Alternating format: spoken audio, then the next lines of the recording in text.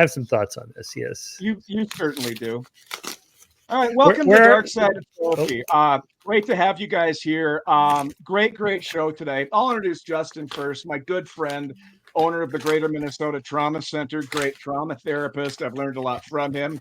Eric Nance, owner of Pathways to You Mental Health, and excited to have Michael Shermer here today, somebody who I followed for about 30 years. I like Michael because he's not afraid to share his opinion. And we don't have a lot of people like that, Justin. So Michael's the kind of guy that's going to say, here's what I think. And God forbid, back it up with data. I mean, go figure, right? Publisher of Skeptic magazine, presidential fellow at Chapman University, teaches Skepticism 101. Did you ever have a skepticism course, Justin, in college? I never had a skepticism course. No, I never had one. And every time I was skeptical, I was told it was a bad thing. So I never sort of fit the mold. So I'm excited to have you on here today, Michael. All righty. Yeah. He's also authored a number of books: The Believing Brain, The Moral Arc, How Science Makes Us Better, and my favorite, Why People Believe Weird Things. Because God knows I believed a lot of weird stuff in my life. And his latest book is Conspiracy, which I haven't got to yet. I want to get to it. Looks like a great read. Here it is. Here we go. Oh, got it. Yeah. Right. Yeah. The other thing that I definitely want to get, Michael, you have copies of Carl Sagan on the cover of your magazine with that beautiful orange background. Yeah, there he is right there. Yes, I have cases of them right over there in my office. I'm pointing to them. You can go to skeptic.com, click on magazines, scroll down, find it, and you can order it. We'll mail it to you. Okay. I am going to do it. So, Justin, I mean, either one of us can start. We haven't mapped this out. Who wants to take the lead today? I'll let you, Eric. I think I'll let you take the lead, and I'll follow up on. I'm super excited for this, so I'll let you take the lead on it today. Okay. So, Michael, having followed you, I know that you have an interest in mental health because you talk to a lot of mental health people. Okay. And it's a topic, obviously, Justin and I love because we're in mental health. That's what we do. But you look around and everybody in this country is medicated. Everybody in this country is self-diagnosing now. Everybody seems to almost want to be sick with a mental health disorder. Is our field screwed? Is that where we're headed? Well, I hate to be too doomsday-ish, but there are several issues here. I think there is some cancel culture. Well, no, there's some woke progressivism in therapy I've been hearing and reading a lot about. In fact, I was just reading about here. I'll show you a book that hasn't even come out yet. This comes out in 2 weeks. The Canceling of the American Mind by Greg Lukianoff and Ricky Schlott. And I'm just about done with it. They have a whole chapter on the corruption of psychotherapy and therapists who are trained as anti-racist, woke progressives whose job it is not to help people get better, but to acknowledge their white privilege, their patriarchy, their whatever their, unless you're a BIPOC, right? Just any of the, oppressed groups, you're okay. But if you're not that, then the therapist's job is to dig out what your prejudices are against other people, because that's your problem. You're a white cis male heterosexual. That's the problem. That's not helpful to people because that isn't the problem. When people go to therapists, they have some particular issues they're dealing with. It very, very likely has nothing to do with the therapist's political orientation in that respect. But I have been hearing about here in Santa Barbara, there's a psychology program that's very, very woke. And they basically train their therapists to root out the prejudices of their clients in that kind of social justice way. And this is not helpful. So that's concerning. Yeah. So you mentioned the DSM before. We've done a number of stories in Skeptic. Should we be skeptical of the DSM? Well, there's several issues going on there. I mean, the fact that the diagnoses criteria change over time tells us this is not a perfect medicine. Like, this is a sign of prostate cancer. There it is.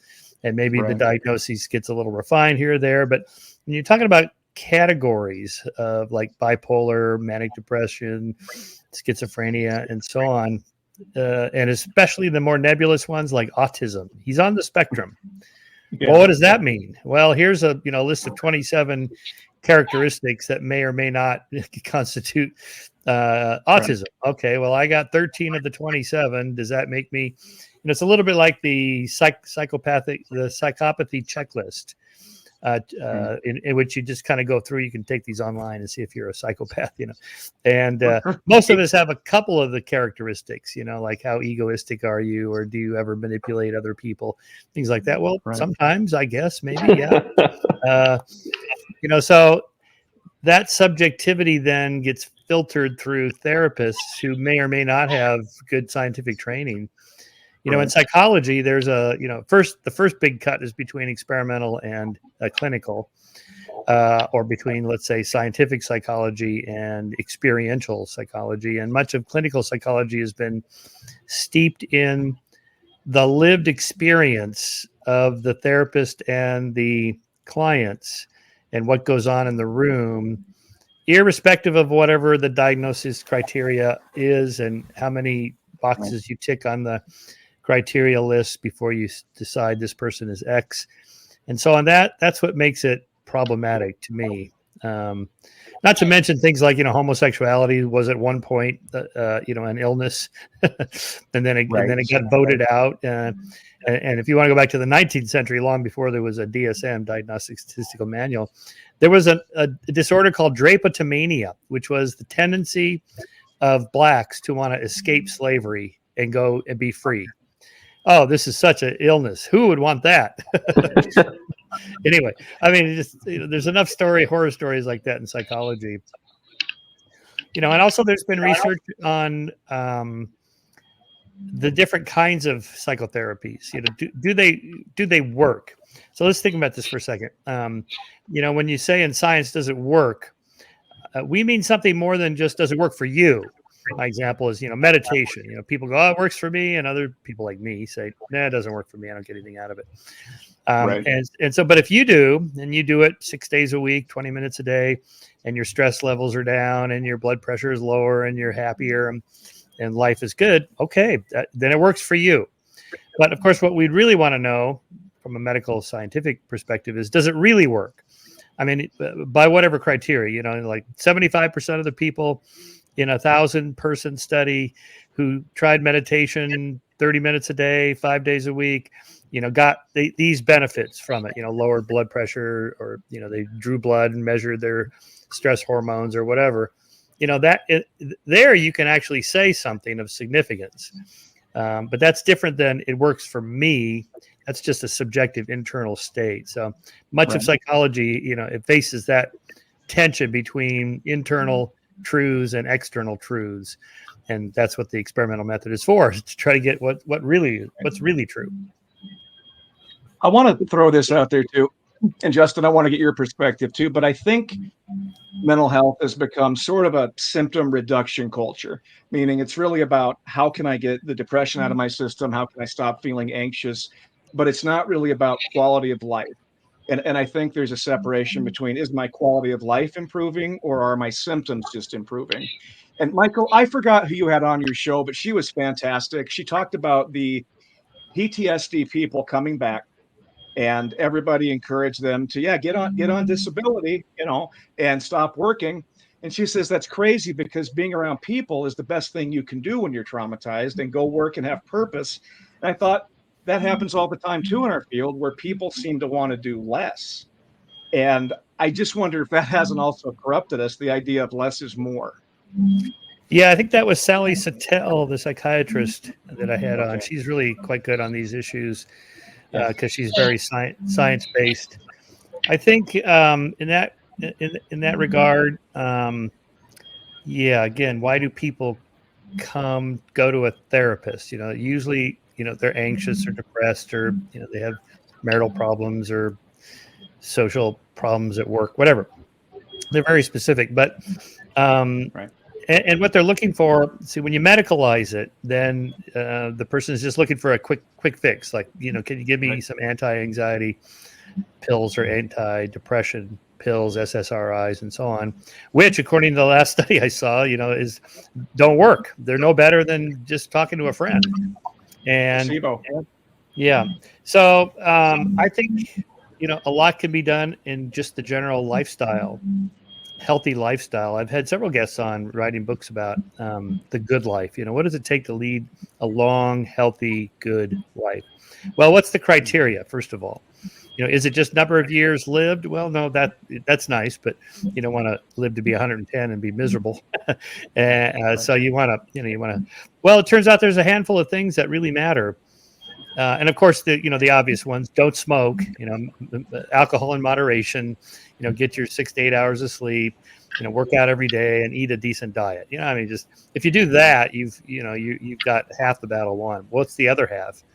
Well, it turns out, maybe not exercising 3 hours a day is not going to. There's an asymptotic curve. Maybe 30 minutes a day is a huge bump. Another 30 minutes gives you another big bump. But after an hour, going another hour in training or whatever, working out isn't going to give you that much more benefit. And diet, just avoid sugars and fats and carbs too much, and just kind of basic stuff like that in moderation. Pushing beyond that to I'm going super vegan and I'm going to take all these supplements and all this stuff, you're probably not going to get much benefit, if at all, for the cost and the anxiety. Am I doing it right, and so on. But it turns out, I've had several guests on several new books, longitudinal studies of what really matters, and it turns out it's social, it's psychological, it's friendships, having a social circle, having a relationships, having a significant other, some intimacy, friends that care about you, that you care about, meaningful work, and purpose, that kind of thing. Actually, according to the data, is even better than running marathons or eating like a fanatical vegan, or it's even better than not smoking. I mean, if you stop smoking, you're going to get a huge health benefit.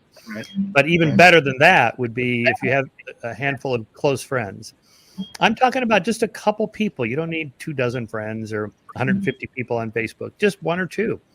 The kind of defined as the kind of person you could pick up the phone and call once a week, and just how's it going? What happened with that thing you were dealing with last week? That kind of thing, where you really feel the person and they know you and they trust you. That seems to make a huge difference in physical health, mental health, longevity, even combating diseases. Just a kind of a strengthened immune system and overall general health that comes from those kinds of things. Increases the odds that if you get a little tumorous growth or some bacteria or virus, your body will be able to fight it off better. I remember on your show, you talked to Richard Grinkler, and he talked about schizophrenics, and they tend to do better in non-industrialized cultures because of the community and the communication. And I look at our culture, Justin and I have debated this, we're as isolated as we've ever been. And I feel like that's, we say it all the time, but it's really true. And it's so simple. Why does everything have to have a complex explanation? Is that something weird that people believe, Michael, that everything has to be complex all the time? It's got to be complicated and difficult. Is it just our nature to think that way? Yeah, interesting. Yeah, most explanations are probably overdetermined, as we say. That is, we end up concocting too many causal variables that it's hard to know which ones matter the most. So in experimental psychology, you have these regression equations that control for different variables. So, for example, if you ask, does a college education, is a college education worth it? Okay, this is an example I give to my students at Chapman, because they pay like $60,000 a year. Maybe it's even more now. And my old alma mater, Pepperdine, is up to $90,000 a year. Is it worth it? Well, it depends on what the it is. What's the operational definition of worth it? What is it you're measuring? Well, like say lifetime income, lifetime earnings. Yes, it's even at $100,000 a year, it's going to be worth it. People that have a college degree make in a lifetime millions more than those without a college degree. So it's a lot. But is that the only criteria? Are you just going to college to make money? Because you can get an earlier start.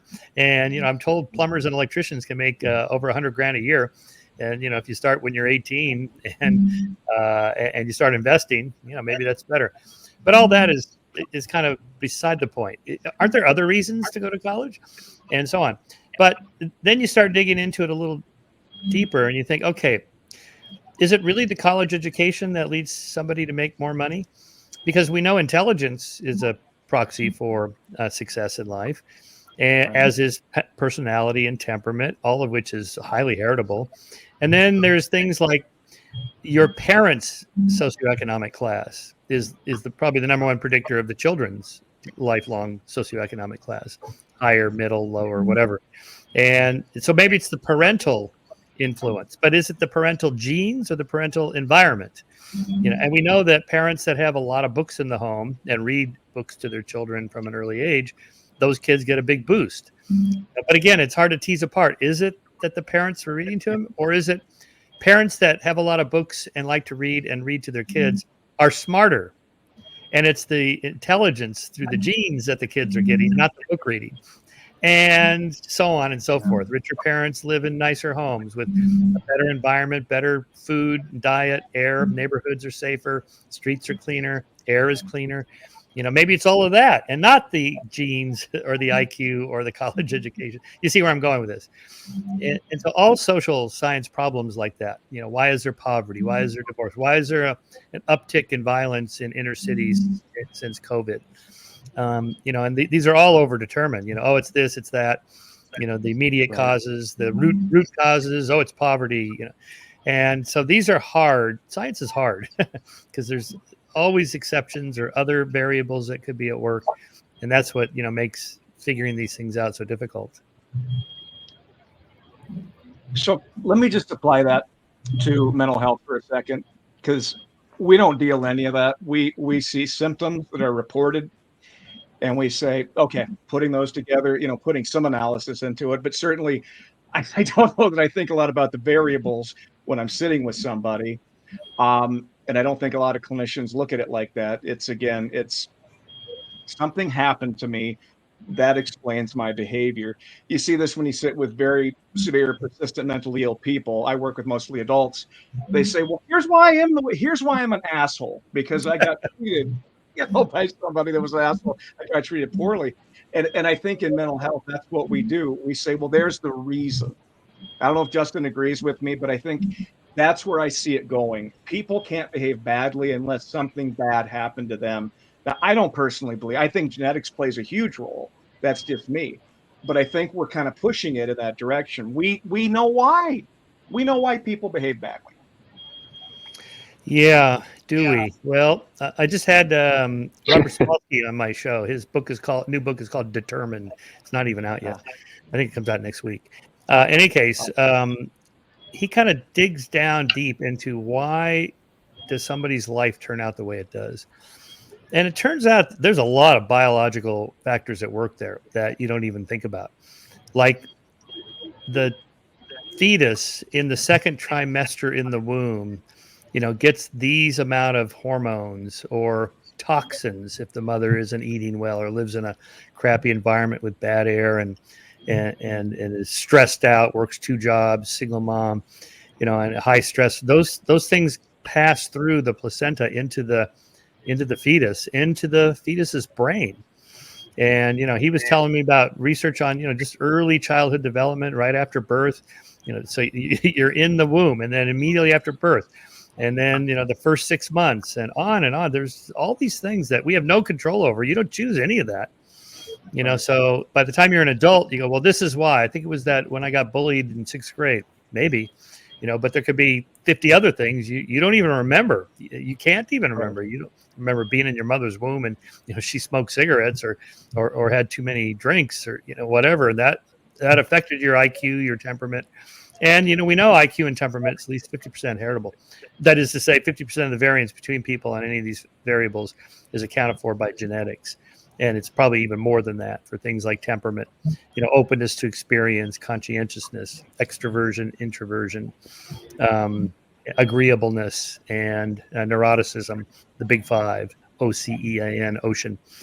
those are, when you do the behavior genetics on this, identical twins, raised together, identical twins raised apart, siblings raised in the same home, siblings reared apart, adopted children raised in the same home versus children raised in different homes, and you can really see the similarities and differences in their personality on those big five temperament traits, as well as IQ, and they're highly heritable. It's probably more than 50%, more like 70, 80%. So when somebody says, I'm an asshole because this happened to me, maybe, but probably you're just an asshole. But this is just the way you are. We know this from happiness research on the other end of the spectrum. People that self-report as being, happy, satisfied with their life. Others report being very unhappy. And it's largely decoupled from income and, how much prosperity you have, or, how big a home you have, or any of that stuff. It's really more just, that's just the way you are. And much follows from that, but the problem is none of us are aware that this is going on. It's like the analogy I make is this, schizophrenic who hears the voice. They don't hear the auditory tracts in their brain operating. They just hear the voice out there. It's in the world. And we know, Oliver Sacks used to write about this, that schizophrenics hearing voices, you scan their brains when this happens, and the auditory tracts are lighting up. So it just like ours does. So to them, of course, it's out there. It's not in here. And none of us perceives our brains working. It just is a weird feeling that I have a mind and it's floating around up there somewhere in between the synapses of my neurons or whatever. But it doesn't. I don't have any perception of that. It's like the brain feels no pain. So again, kind of self-diagnoses, or the therapist doesn't know. They just have to ask questions. Well, what do you think it is? And tell me about your mother, whatever. How far can you go with that? Well, what other tools are there? To me, you have a difficult job. You're just trying to help somebody, and in whatever criteria they came to you for. I just need my depression to lift a little bit. You can try SSRIs or whatever, or just try talking out. This is a little bit out of my league, but you can tell me what seems to work. But is there a database that, this kind of psychotherapy versus that? The only one I know about is this cognitive behavior therapy, CBT, that seems to have measurable benefits in people for very specific things, neuroses and anxiety and phobias and depression, things like that.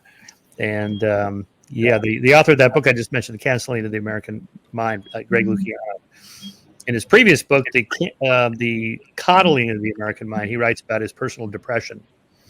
Yes. And how, he's dealt with this his whole life. He's probably just born. It's probably just brain chemistry. But of course, there's things you can do besides take SSRIs. Things, you can do behaviorally. I'm going to change my behavior. To me, this is where the free will or self-determination comes in. We live in a determined universe, but you can do something about it. You're part of the determined universe. You can reconfigure the circumstances of your life and change it, I think. What do you guys think? Go for it, Justin. There's so much there. I wanted to stop you like 10 minutes ago, but I also, you have so much good stuff to share. So so thank you for that. You mentioned CBT, and Eric and I, we debated TFCBT, which is trauma focused CBT. Not a fan. I'm not a fan at all, actually. And so let me back it up. Earlier we were talking about, you were mentioning the medical community or sort of science in general, and the research to back it up and things like that. My problem, though, with sort of all of it is research can be manipulated, and it can be manipulated in a way to fit sort of a narrative. Or if I want this sort of treatment style to be valid, I can manipulate the data, right? For example, I was doing a training on not specifically TFCBT, but I was hating on it for a minute, and I was using an example of a study where they had like 400 something participants for this TFCBT trial when it was first coming out, and of those 400 plus, they got rid of like 250 participants. Why? Because they were too traumatized.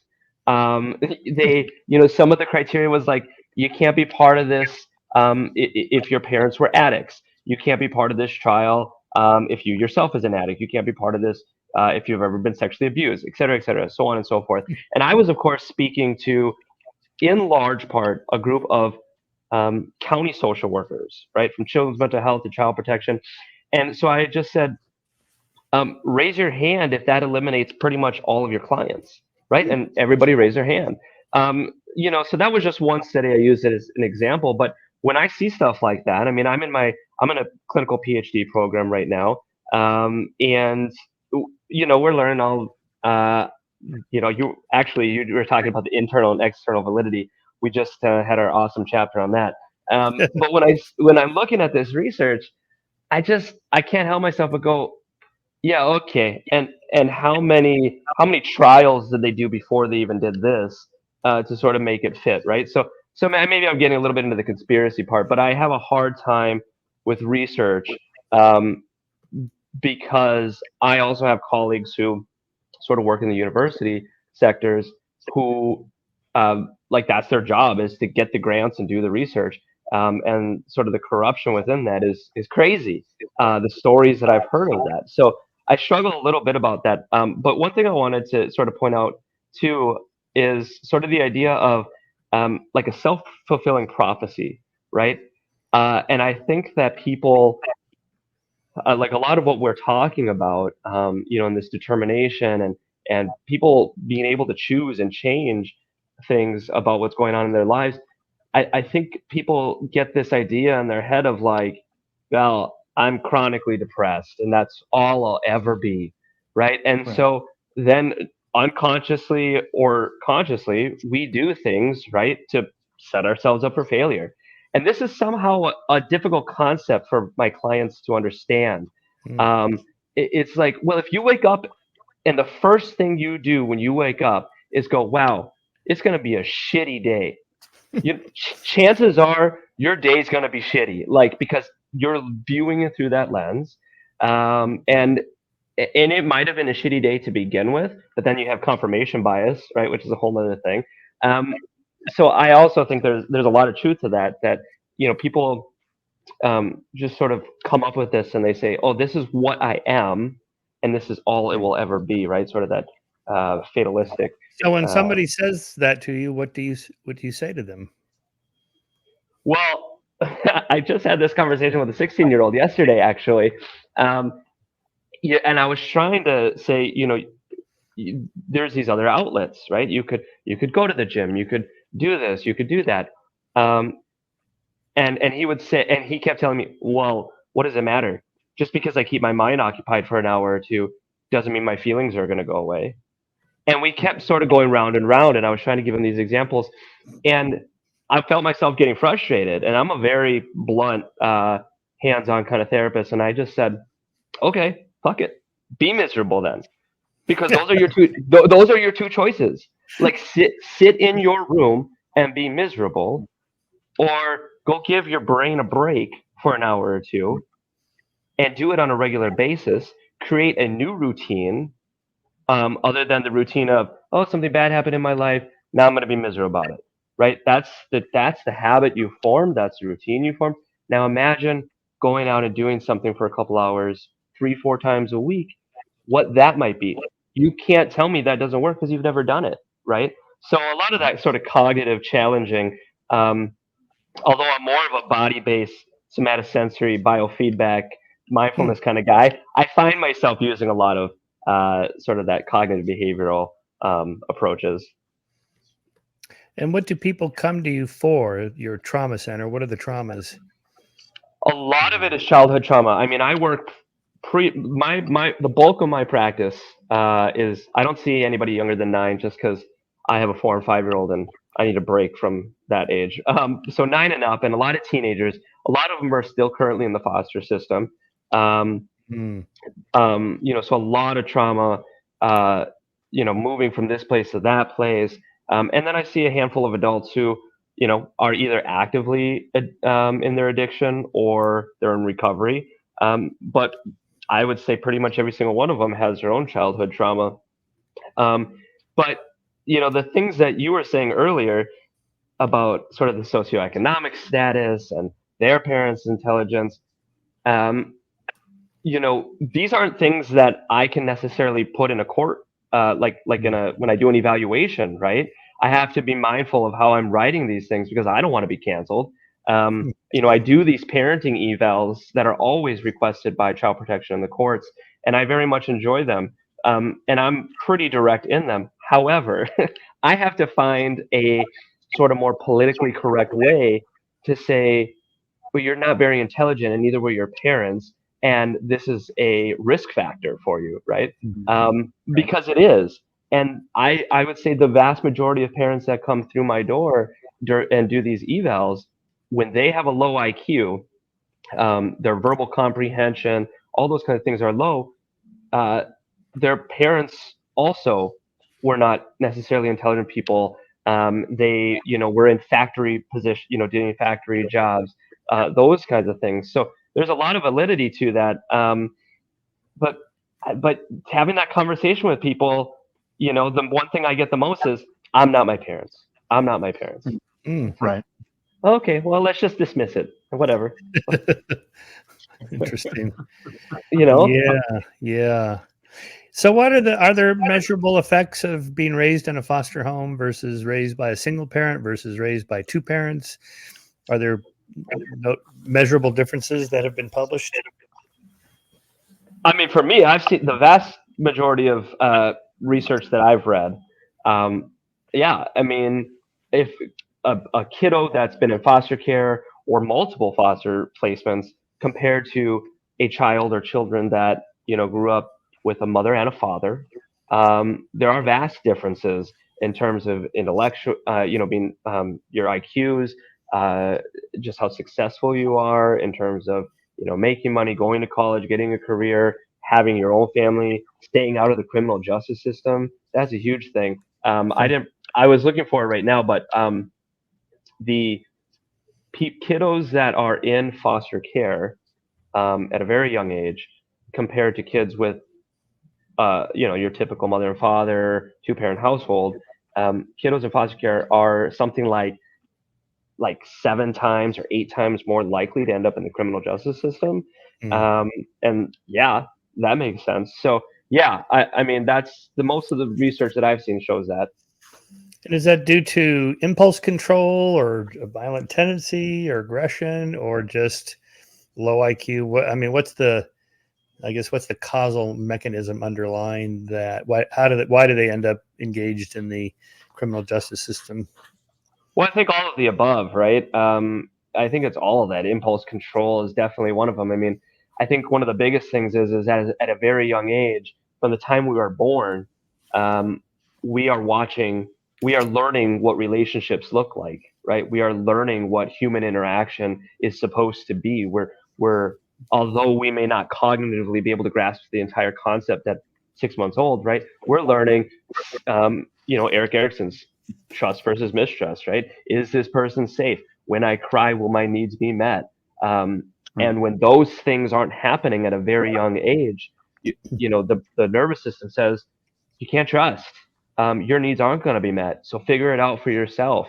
And this sort of gets hardwired and becomes very solid as you're getting older. So this oppositional defiance disorder crap that I can't stand. They're not oppositional. They've been taught from a very young age, nobody gives a shit about you. And if you want to live, you got to figure yourself out, right? So I think a large part of it is the connection, or I would say disconnection, from other humans and caregivers that are supposed to be taking care of me. And so then I grow up with that. And now I become an adult. I never learned how to have relationships. At 18, I'm not going to magically learn how to have excellent interpersonal skills. And then you pile on, right? Cognitive disorders, developmental delays, addiction, lack of impulse control. You pile all that on top. Yeah, I mean, I'm not trying to be sort of fatalistic with all that, but they're predictors of future behavior. Right. Not 100%, but I'm reminded of the marshmallow test. Would you like to have the one marshmallow now or 2 in 15 minutes? And everybody says, well, the waiting the 15 minutes, delay of gratification, And Walter Mischel famously did that longitudinal study and showed that the kids that are able to delay gratification, wait for the second marshmallow, score higher SATs, get better grades, make more money, have better marriages, the whole thing. Yeah. But if you grow up in an environment like you just described, you're a sucker if you wait 15 minutes because somebody else is going to eat the marshmallow and you're not going to get any, right? Exactly. So it's kind of a game theory strategy. The early bird gets the worm. Don't wait. Right. I want to bring chaos into order now. As if we haven't already done that. Let's talk about memory, because I've always wanted to discuss this with two other professionals at the same time. So here's my problem, at least with the report of trauma. People will say, I experienced trauma. And I say, no, you're reporting trauma. That's very different. I wasn't there with you when it happened. And we know memory is not very good. It just isn't in recalling what happened. And I guess for me, where the whole field kind of sinks a little bit, and where I tell my supervisees, you cannot trust what clients tell you because their memories are not very good.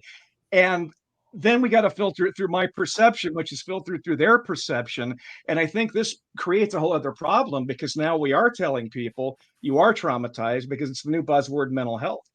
My fear is that, again, the bar is getting so low that anybody can say, I went through this and I'm now traumatized. And I just wanted to, because I have peers that hate me for even saying this shit, because I've been told if a client says it, you should value it and validate it. I say, no, you shouldn't, because if you do, you can play right into their pathology. So I just want to put that out there and see what you guys think. Yeah, no, I think that's right. We know memory is not a authentic video recording that you play back on the Cartesian theater of your mind and watch what actually happened on your 5th birthday or whatever. That's not how it works. It just isn't. And Elizabeth Loftus did all that important research on so-called repressed memories that turned out to be these false memories that people were concocting. In general, we have this area in our left cortex that Michael Gazzaniga, the split brain researcher here at UC Santa Barbara, calls the the left hemisphere narrator, storyteller, or something like that. And basically, it's whenever anything happens, we concoct a plausible story for why it happened, even if it's just random stuff. Much like dreams, dreams are mostly just random firings, and but you end up, waking up and go, oh, this was incredible. This happened and that happened. And I was here, and Annie M and the Toto, and there was a wizard and a witch, and so on, so, something like that. Much of our dreams are like that, but much of our life is like that. If you ask me, how did you get to be doing what you're doing now as a career? Okay, well, first of all, I went to graduate school, and this was 1979. I got a master's, and I couldn't find a job teaching, so I got a job at this magazine as an editor, and it was a bicycle magazine. And all of a sudden, I got interested in cycling. Then I became a professional bike racer for 10 years. As if this was some plausible career move to get to be a publisher of Skeptic magazine and a researcher. It's all random, and but I string together in my mind what seems like plausible connections, but who knows. And my parents were divorced when I was 3 or 4, about 4, so I have this kind of vague memory that I wish they had stayed together, because I had to go to 2 homes. It wasn't that bad, but I think I'm just making that up. I think I was just concocting some kind of fake memory of what I think now as a 69-year-old, what I was thinking when I was 9, 60 years ago. It's like, I really have no idea of what I was thinking then. And, so much of life is like that. And the hindsight bias, and it's like, I call this the biography bias. People, when Walter Isaacson's biography of Steve Jobs came out, and everybody's kind of scraping through there. What's the magic secret sauce that made Steve Jobs Steve Jobs? Well, you go to this elite liberal arts college like Reed College, you drop out and you move back to your parents' house, and then you start up a company with your buddies in the garage, and then before you know it, you're CEO of the richest company in history. Okay, how many how many guys in the 70s, dropped out of college, moved back to their parents' house, and they didn't do shit. They just smoked pot or they started companies and they just went out of business, or they just kind of limped along for 20, 30 years and nothing special. And that's the majority of them, but no one writes biographies of those guys. So who knows, right? And even those biographies are just, well, let's just connect the dots. Who knows what the real causal variables are there. So yeah, that's part of the problem. I'm not a clinician, so I don't know how you deal with that. I have no idea what's recommended. If somebody says, I think I'm in the way in because of X, Y, and Z, I guess you probably shouldn't just say, no, that isn't it, but maybe just let's explore some other possibilities. I don't know how you say it, but something like that, just in case that isn't.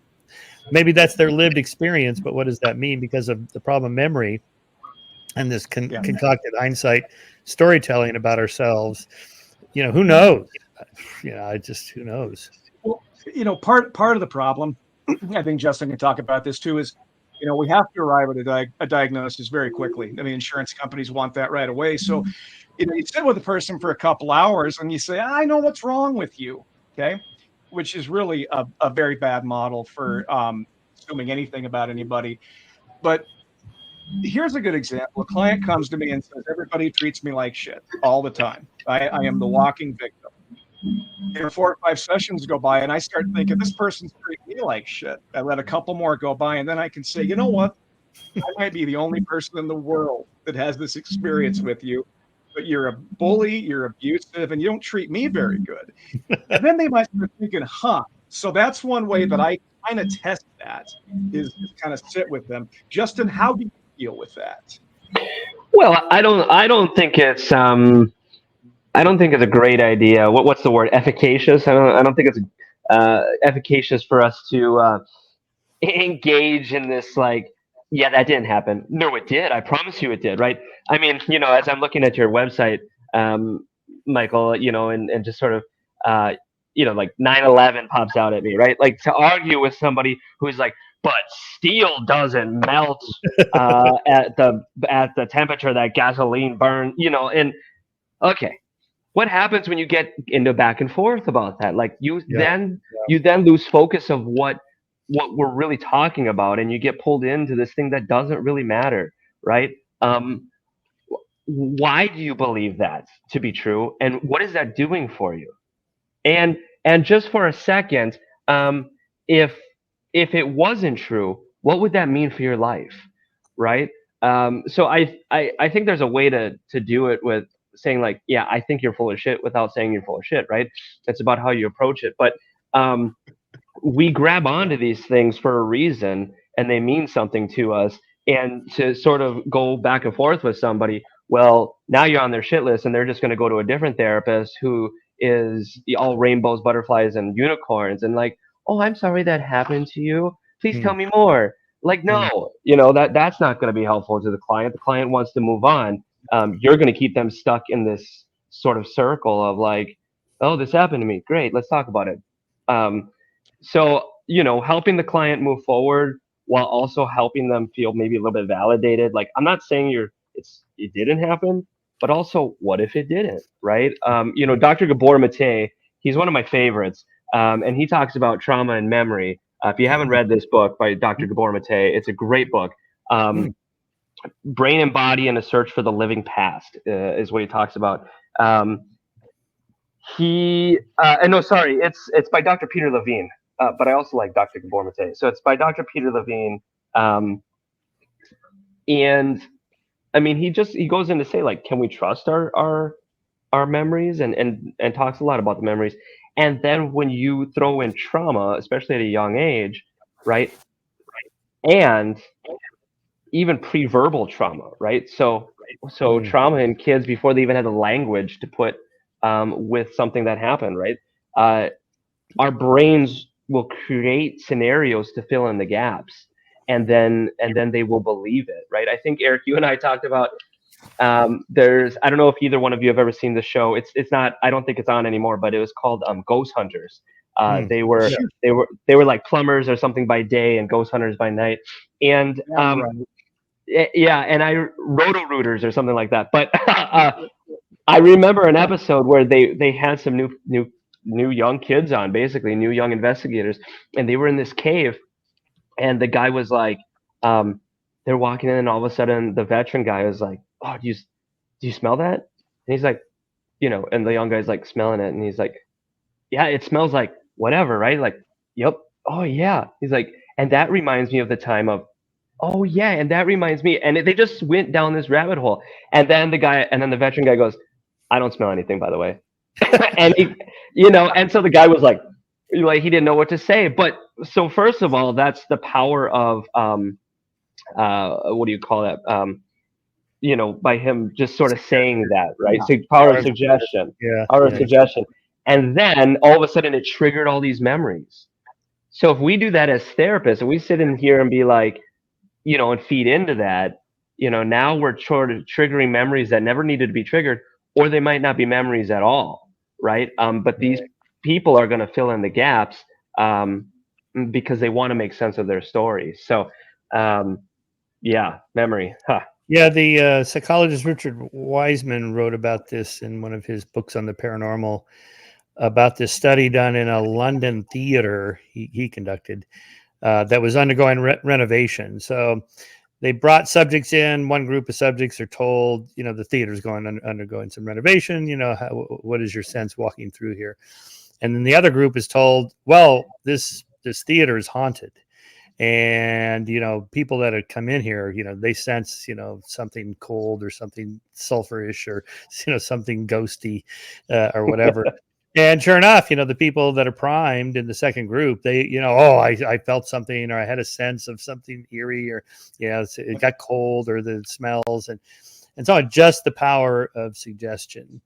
And then you mentioned that the ghost hunter show. I did one like that. It was for one of these paranormal contests where there was like two teams of ghost hunters, and we spent the night at this now closed hospital in East LA, where there was, during the crack cocaine epidemic here in LA, a lot of people died there, and it's just an abandoned building, and it's the signs out front that you can rent it for movie productions and stuff. So they're probably used for lots of haunted films. Anyway, so that was the set. So I ended up spending the night there with the host and a couple other judges, and then these two teams. But the setup was we're going to send these teams into these two different rooms, about where we know what happened in these rooms. So and so person died there, and this is why. But they had already told the two ghost hunting teams what happened in these rooms. So I said, well, you've already primed them and told them what they're supposed to find, so that's what they're going to find. Give me a room, and I'm just going to make up a story. And I did. They gave me a room, and they sent these two teams into this room, and I gave each of the teams completely different stories. This room was for like childhood leukemia, and there was these sweet children that were dying, and there was this one who used to hold the hand of the nurse and touch her hair, and she was just so sweet, and that maybe the voices are still heard. People say they heard the voice of this little girl. Then the other team, I said, this was the geriatric cancer room where these old guys died. There was one guy, George, he used to pinch the nurses' butts and stuff, and he was a crotchety old guy, and and sure enough, both teams found exactly what I had primed them for. And the producer of this TV show was like, oh my God, we never thought about doing anything like this. It's like, yeah. So yeah, it's exactly power of expectation. This goes along with one of my favorite Shermer quotes, which is people remember the hits, they forget the misses. So they think about all the spooky shit, they forget about the times when nothing spooky was happening, but they remember when something happens. Usually nothing's happening. and usually nothing is happening. Michael, you also interviewed somebody many years ago who was either a tarot card reader or some kind of spiritual medium, and you said something like, do the opposite of what you would normally do, give him all the wrong information, and he did. Yeah. The result was the same. And again, it's that idea of it's about how you feel, how you associate with that goodness. And it's amazing to me what we can get people to believe even the wrong way. Yeah, the people, psychics that do readings or astrologers or palm readers, they're not doing the reading. The clients are doing the reading. They just ask a lot of questions, throw out a lot of comments. The whole technique is called cold reading and warm reading. Yeah, so I mean, it's very effective. It's not that hard to do. I have on my bookshelves here the Full Fact Books of Cold Reading by Ian Rowland, who's a real pro at this, and so he has hundreds of things you can say, that are true for most people. You're bound to get a bunch of hits. And afterwards, they'll go, how do you explain that he got this and this and this and this? That I had a scraped knee and I once had a red dress and I drove a white car and my grandfather had a G in his name, whatever. It's like, well, first of all, he said like 200 things and you're just remembering the 6 that he happened to get right. Yeah, but it was very specific. He said I have a 3 in my address. It's like everyone has a 3 in their address. It's a very common number. Or maybe it was a 2 or whatever. Anyway. And everyone has scraped their knee at some point in their life. And, if you're a woman, I sense you have an earring you're hanging on, you lost the other match to the pair and you're hanging on to it, or just used to wear your hair longer when you were younger, just hundreds of things like that. And they're true for most people. Yeah. So that's what, right. That's confirmation bias. Remember the hits, forget the misses. First time I experienced that was with, the History Channel. It was Unsolved Mysteries. Yeah. And so they did one on James Van Praagh, the psychic reader who talks to the dead. Well, first of all, anybody can talk to the dead. It's getting the dead to talk back. That's the hard part. People, when they go to the cemetery, they talk to the dead, but that's all they're doing. Yeah. Right. Right. But he claimed he could hear the voices from the other side. Now, first of all, of course, the people on the other side never say anything interesting like, by the way, the will you've been looking for, it's under the plank and next to the bed. I buried it there. Yeah. Her grandmother's jewels, they're in this case up in the attic. What's the password for my crypto investment? Something specific that, it's always, he wants you to know he loves you and he's doing fine. And like, okay. Right. But even the specifics, like everybody there lost somebody. In my case, I lost my father, and I had my dad's watch, and every guy he read before me had same thing. It was like he said, I'm getting something about a watch. And the guy would go, oh my God, I have my dad's watch or my uncle's watch, or my grandfather's watch, or whoever it was. And I thought that must be something guys do when they lose a father, grandfather, whether they keep the watch. And sure enough, that was part of the cold reading technique. It's like, and women have a piece of jewelry from a mother, grandmother. Everybody has some photos on the fireplace mantle, because he would go, I'm seeing some photos on the fireplace mantle. Oh my God. Everybody has photos of the fireplace mantle. Okay. So these things are true for most people. And if you throw out enough stuff, you're going to get a lot of hits. So to put this into a mental health context, we talk to people and we make suggestions all the time about what actually is happening. I actually got to meet Dr. Elizabeth Loftus, and she's just wonderful. In fact, I just finished reading Witness for the Defense, which is a great book about memory.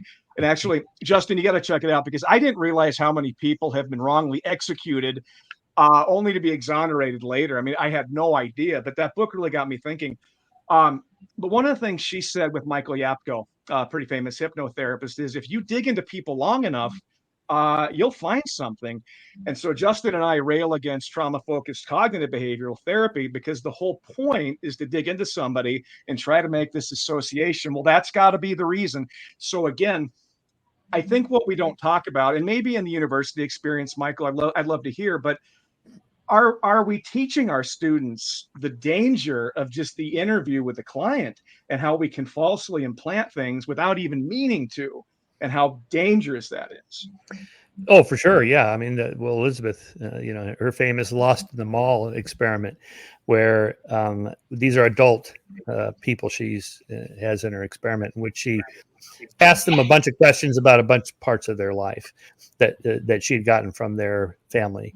And then she threw this one thing in there. Do you remember when you were lost in the mall, when you separated from your mother? Because we heard about this. And all of them are like, oh my God, yes, it was so traumatic. They were never lost in the mall. She just made this story up. Oh yeah, I remember I saw this man and he had a flannel shirt, and then I heard that my name called on the loudspeaker. Just asking the question. It's astonishing. You were never lost in the mall. This isn't a trivial thing. That could be a traumatic thing, but it never happened.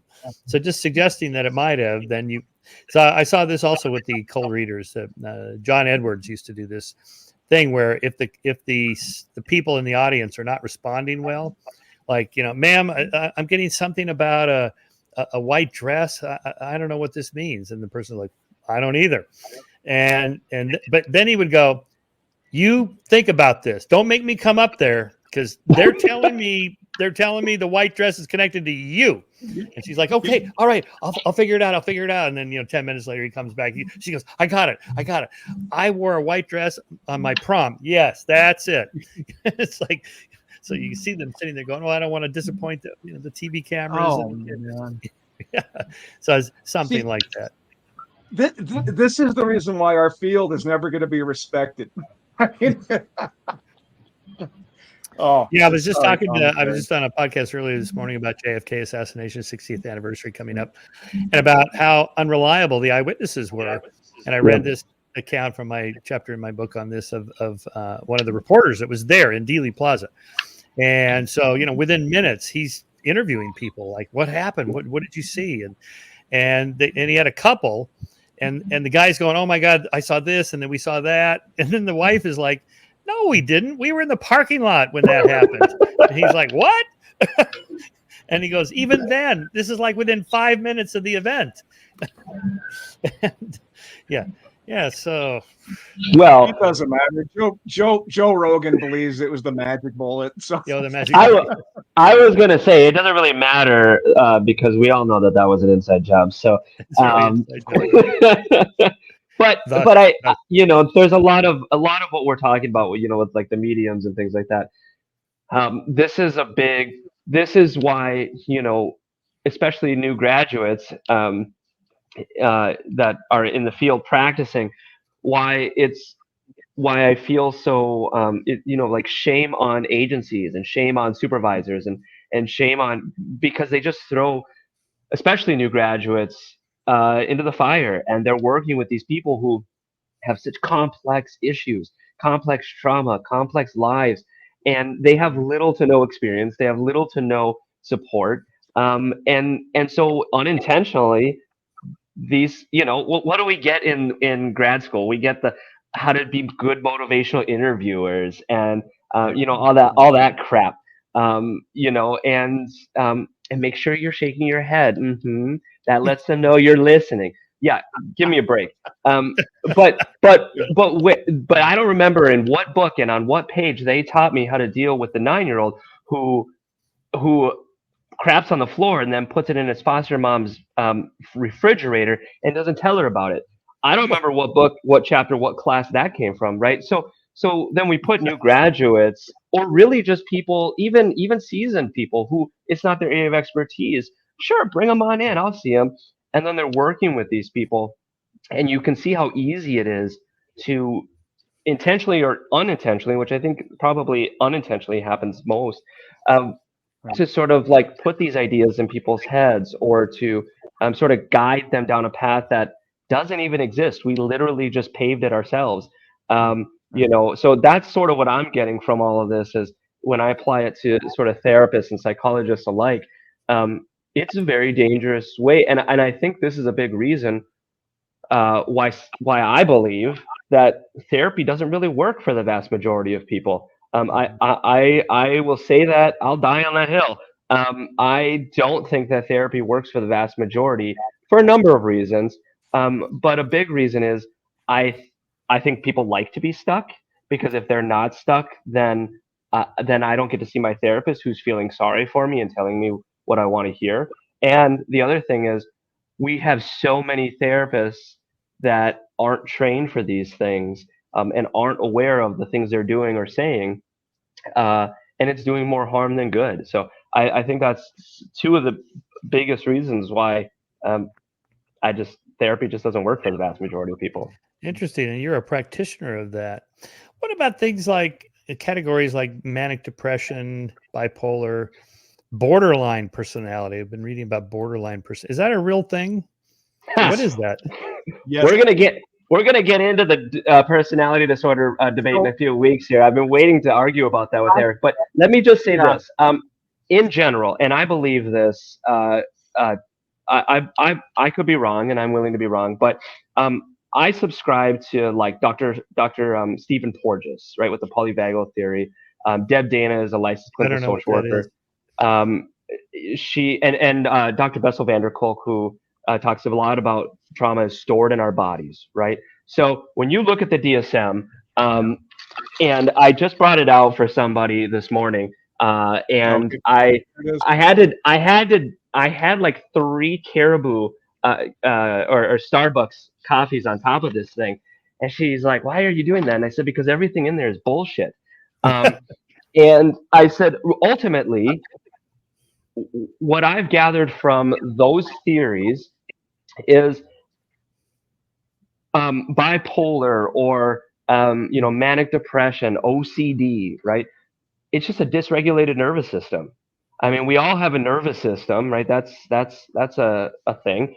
And our nervous system from the very early on was designed to keep us alive, right? If the cavemen saw a saber-tooth tiger, they weren't going to go pet it because their nervous system said, you're either going to kill that thing or you're going to get the hell out of there, right?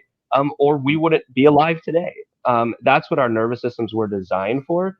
And so over time, it has evolved. And when we are in these sort of states of manic depression, or we're obsessing over these things and we're fulfilling those obsessions by doing the behavior, we're just dysregulated, right? And I'm not trying to like oversimplify it, but for me, it doesn't really matter what you call it. You can call it OCD, you can call it bipolar. You're dysregulated, and what do we do next? What do we do about that, right? We can spend time trying to figure out the diagnoses, but I'm not quite sure how that helps anybody, more so than figuring out what are you sort of experiencing, and what can we do next, and what are you willing to engage in and try. So, right. So dysregulation. So how do you regulate a dysregulated nervous system? I guess that's the question.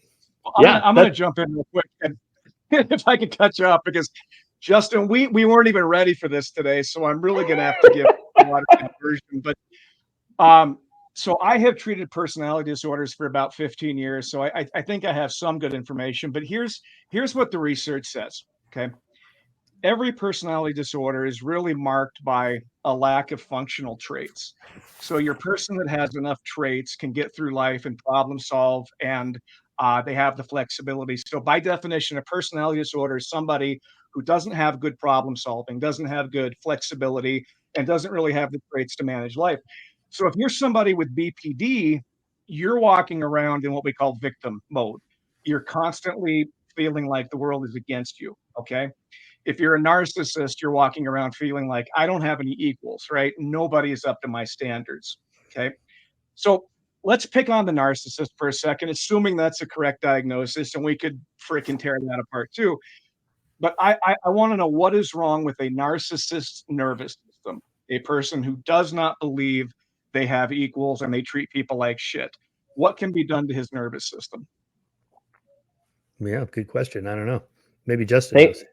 Yeah. Well, thank you all for joining. We'll tune in next week. But no, that's a good question. I think it's going to vary person to person, right? I don't think this is why I don't subscribe to, TFCBT or EMDR or brain spotting or, any one thing, because it's going to vary from person to person and clinician to clinician, right? I'm a believer that no two clinicians were created equally. But the bottom line is, I think, is first you have to understand that a narcissist, their nervous system is dysregulated, right? Typical regulated person doesn't walk through life going, like, oh, I'm better than you, or yeah, everybody did that, but I'm going to take credit for it, right? Oh, they might have had a hand in it, right? But like a typical person, a quote unquote average person, doesn't walk through life doing that. So one would argue that, yeah, they're dysregulated to a point, and something is causing that dysregulation. So I think the question to ask and answer is, what's causing the dysregulation, right? Because those behaviors are a symptom of that. Right. I'm on the National Institute of Mental Health webpage here. It says borderline personality disorder is a mental illness that severely impacts a person's ability to regulate their emotions. This loss of emotional control can increase impulsivity, affect how a person feels about themselves, and negatively impact their relationship with others. Effective treatments are available to manage the symptoms of borderline personality disorder. And then, symptoms and signs and so forth continue from there. So is that a real thing? Yes, I think so.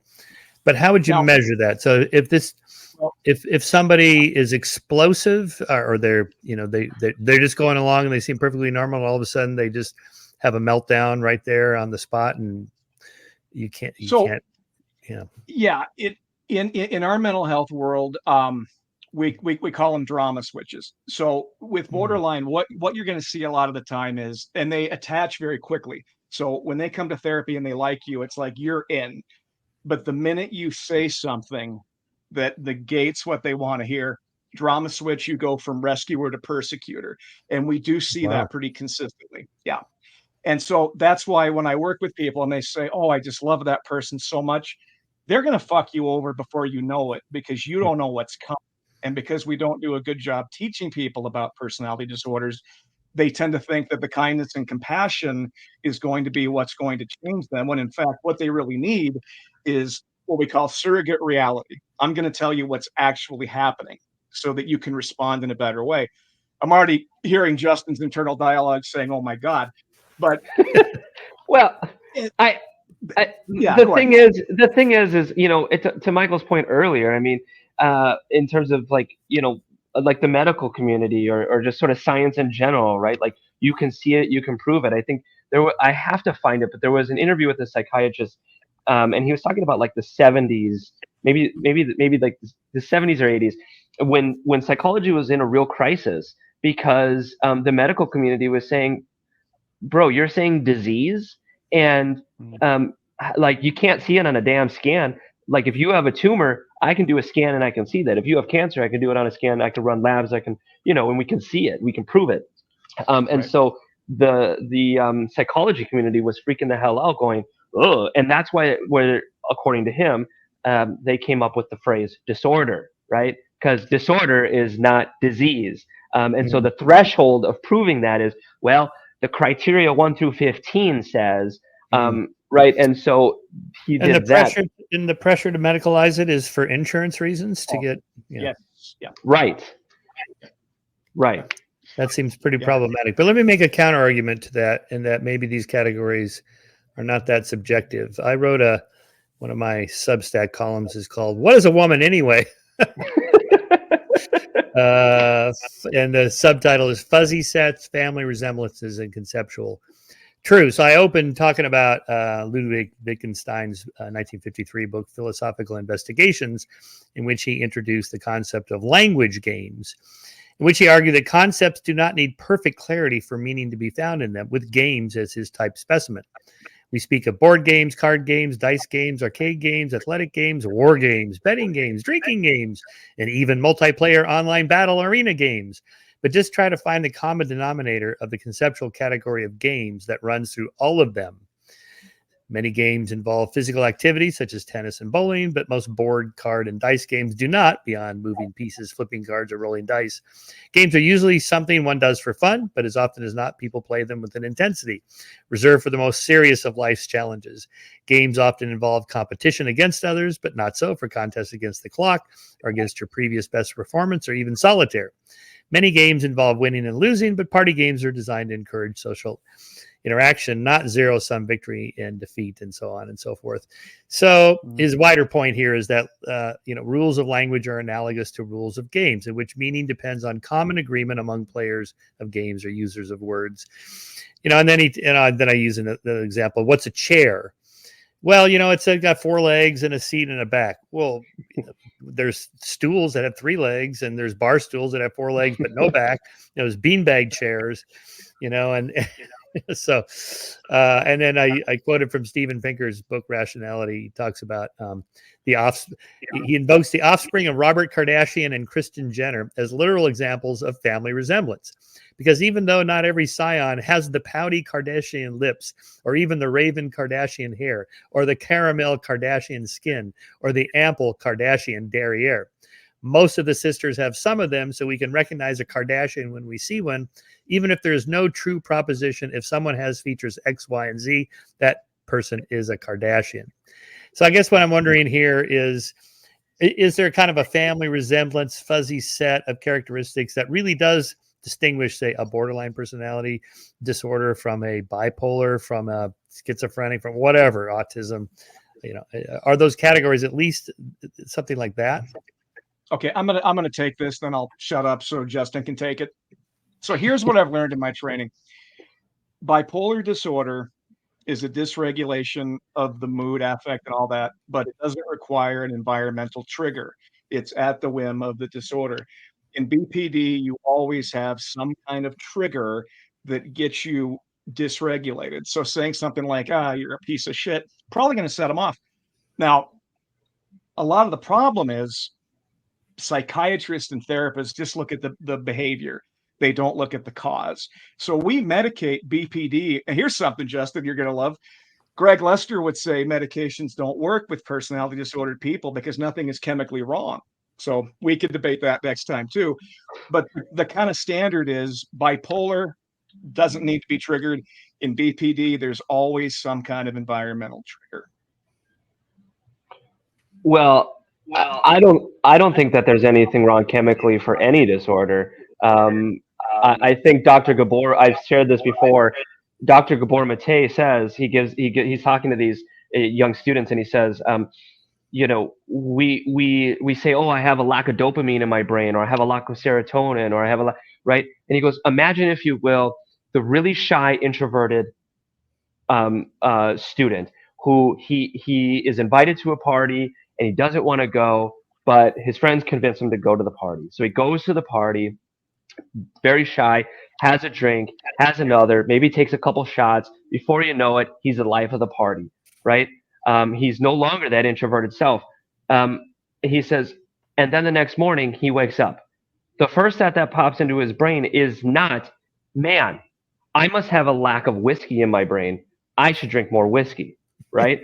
And so he compares that, to SSRIs and all the medications that are out there, right? And so that's sort of my thought on that. And I think, with the chair analogy or metaphor, like what I hear, and I could be completely off, but what I hear is it doesn't really matter because you can sit on all of them. That's the common denominator. You sit on all of them. Right. And the common denominator, whether it's narcissistic or borderline or bipolar, it's a dysregulated nervous system. You've said it so many times.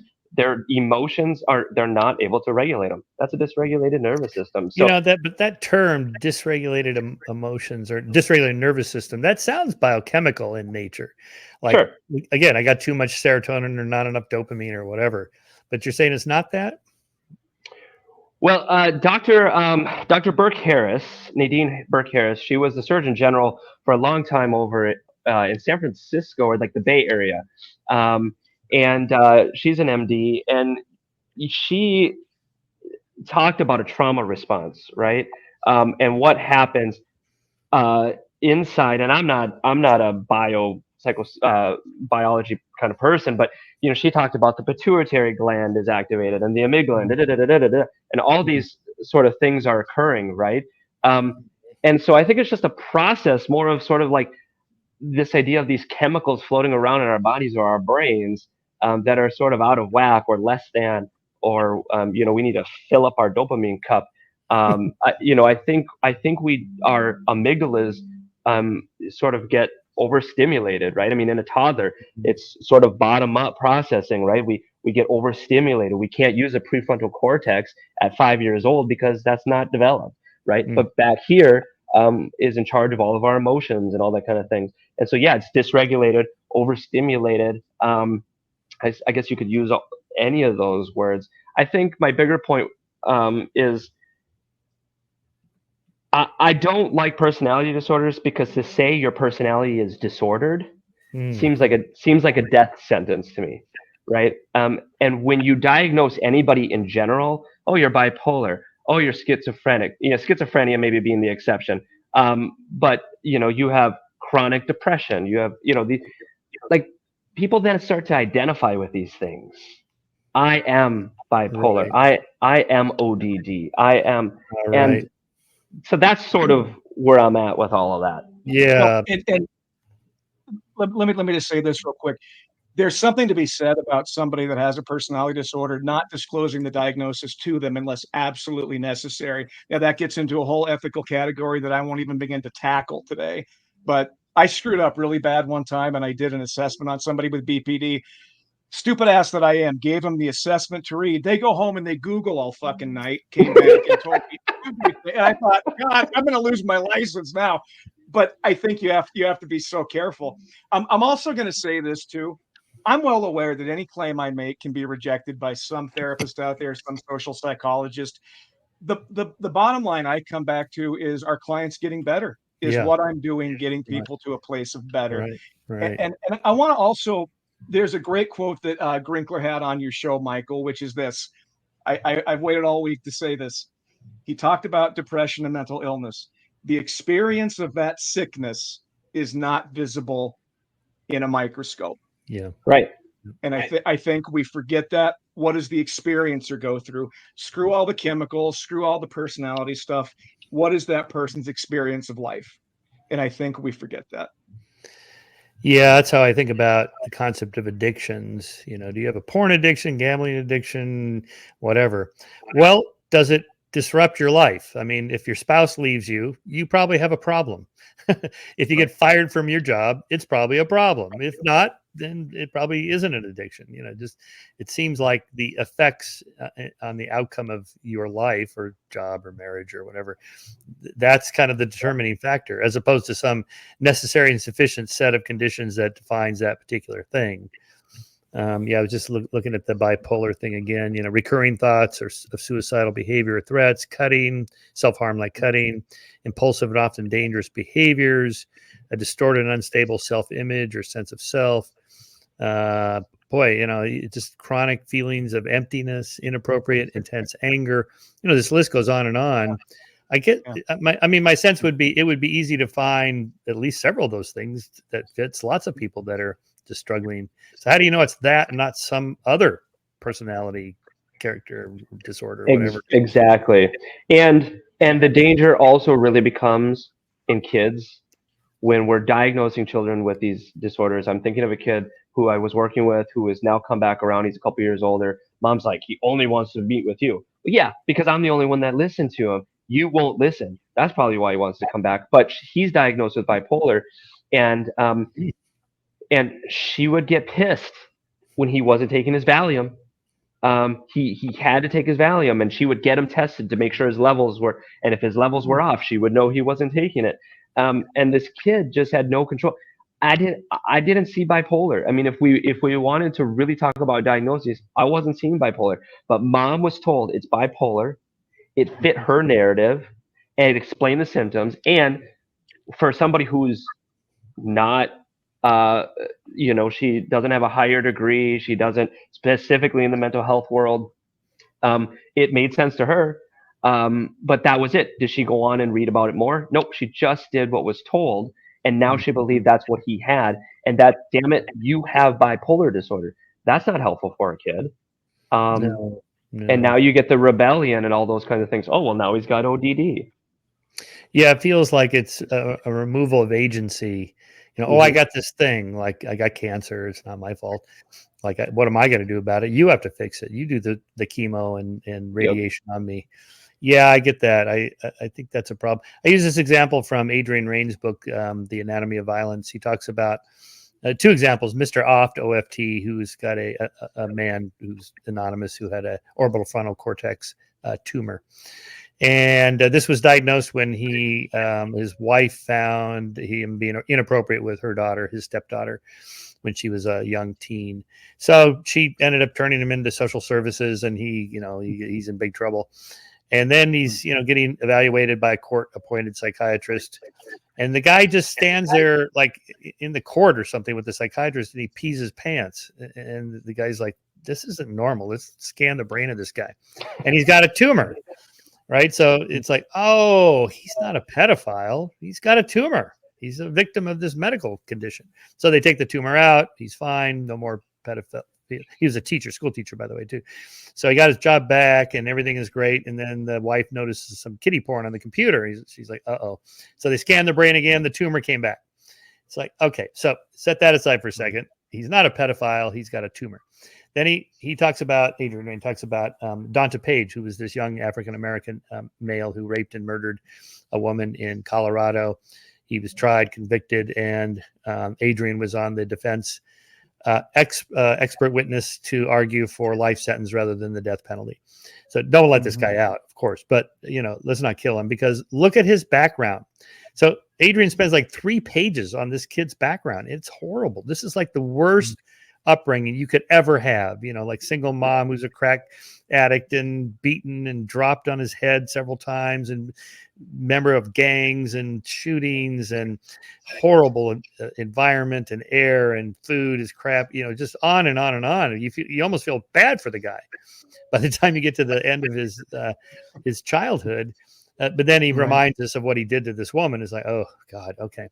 So, but Adrian's point is, what's the difference between Mr. Oft with the tumor? There it is on the brain scan. And this guy, you don't see anything in the brain scan. It's just like, well, you got to read all the background.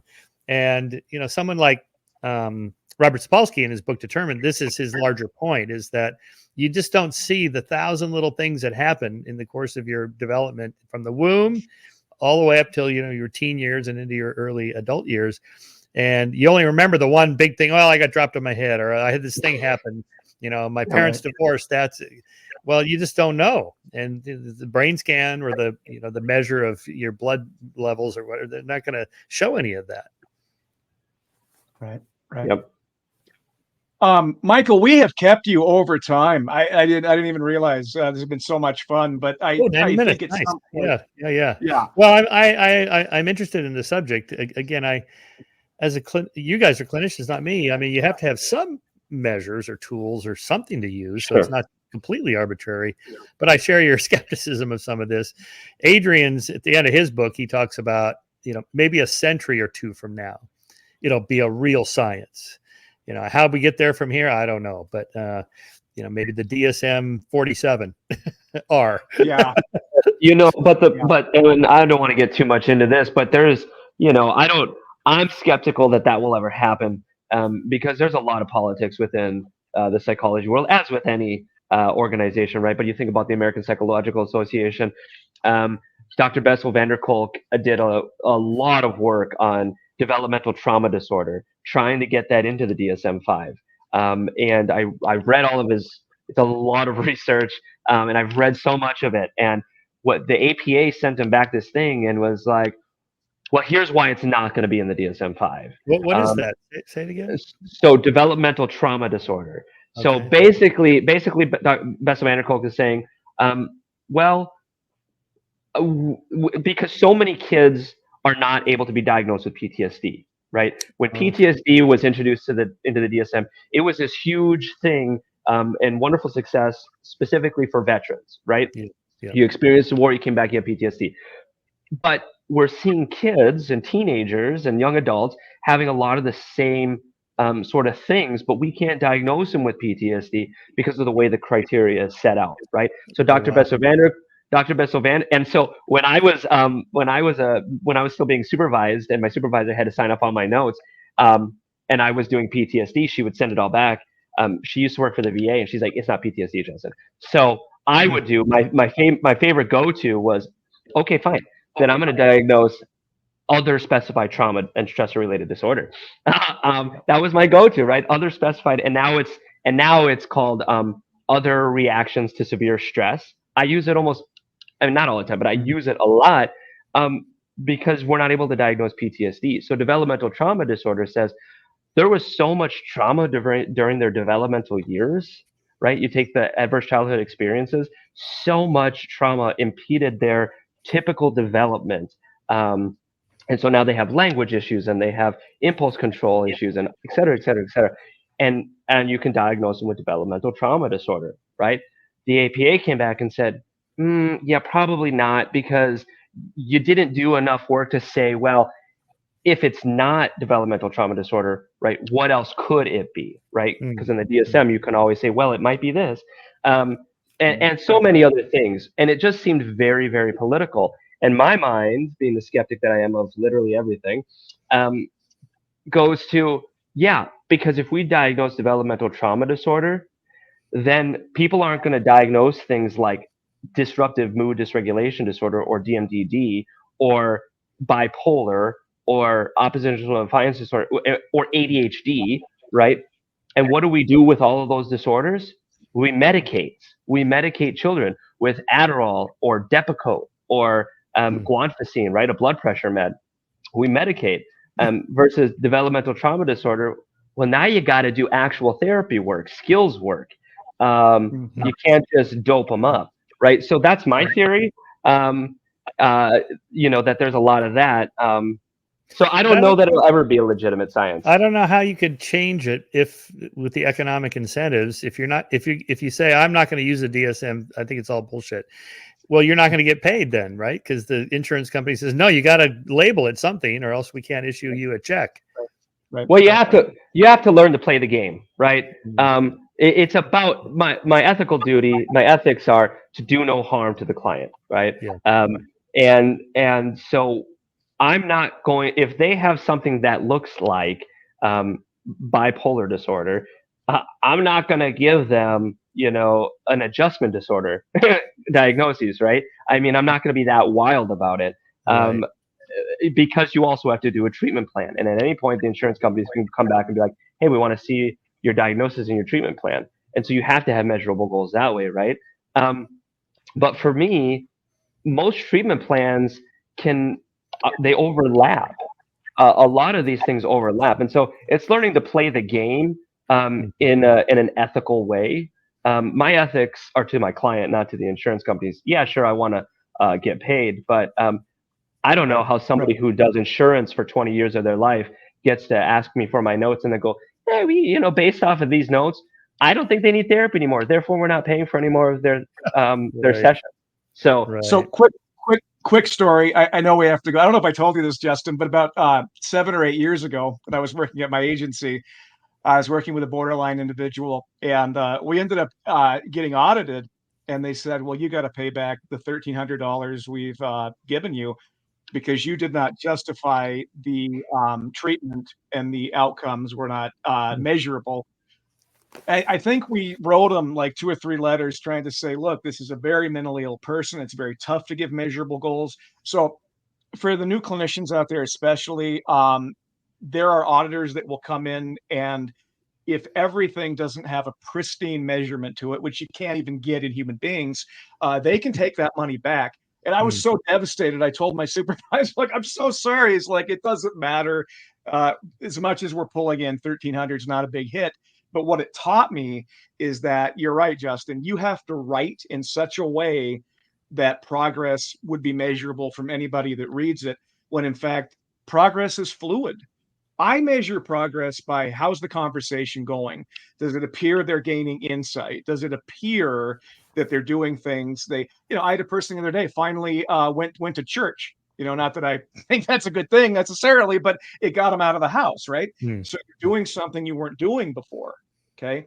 That's how I measure progress, but it's really hard to note that. So yeah, Michael, we are in a system that's really messed up, and most clinicians are scared to death to screw up. So they kind of work scared, kind of work panicked. And I tell people that's one of the main drawbacks of the field. And it really attests again to the bigger overall picture. Do we know what we're doing? Which, based on this podcast today, probably not. Do you ever recommend patients working out? Yes. All the time. Yeah. All the time.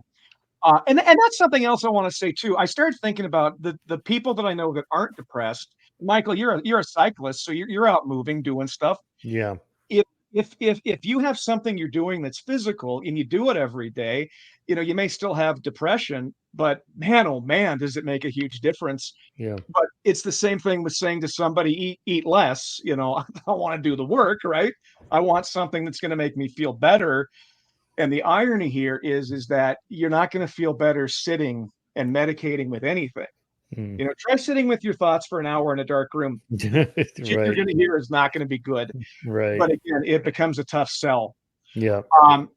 Michael, I hope you'll come back and we can do a part 2. Okay. Sounds good. Because I want to talk about mushrooms. Mushrooms. Right now. I've never done them. I want to talk about AI, because Justin and I have debated artificial intelligence. I think that would be a good one. Yeah. But it's just been very enlightening. And I know, Michael, you're not a mental health person per se, but I find that bringing people in that aren't therapists sometimes is better than getting people in that are in our field, which again is also ironic. But your wisdom that you shared today, thank you so much. No, you're welcome. It was great. Thanks for having me. All right, boys. Nice to see you. Thank you so much. We'll see you.